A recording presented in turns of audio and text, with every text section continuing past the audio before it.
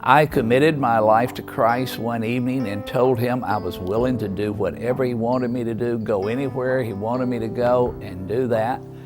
And I meant that.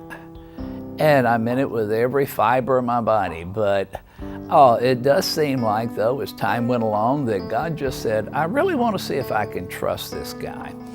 And after that night, a few weeks later, Elizabeth and I were reading Isaiah 6:8 one morning, where God said, who shall I send? Who will go for me? And we said, Lord, here we are, send us. And we left the furniture business and we joined the staff of Crusade.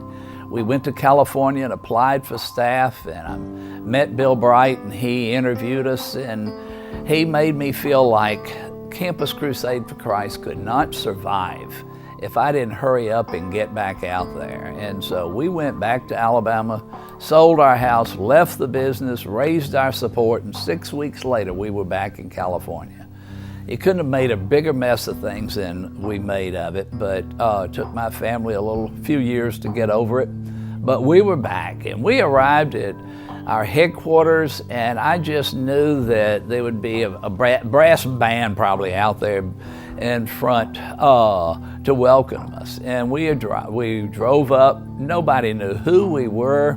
All the people that we had met before were on the road, and I've never been so disappointed in all my life. And we didn't have a place to live. I didn't have a job.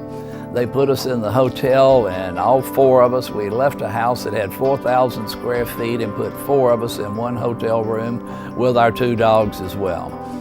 And I didn't have anything to do. And you know, nowadays I would love to have that experience, but they said, well, just enjoy swimming and lounging around the pool.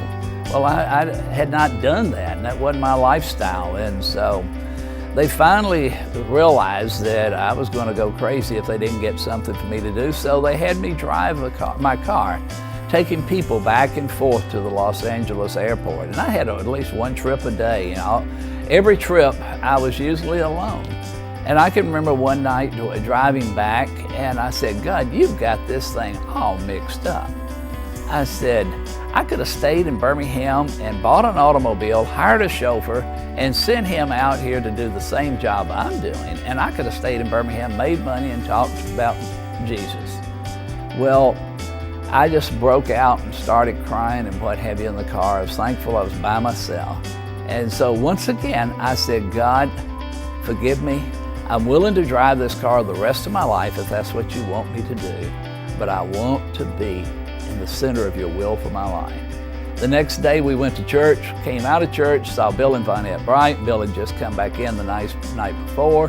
They invited us out to lunch, and by the time lunch was over, I was Bill's personal assistant and traveled with him for the next 18 months and had the most phenomenal experience that you can possibly imagine.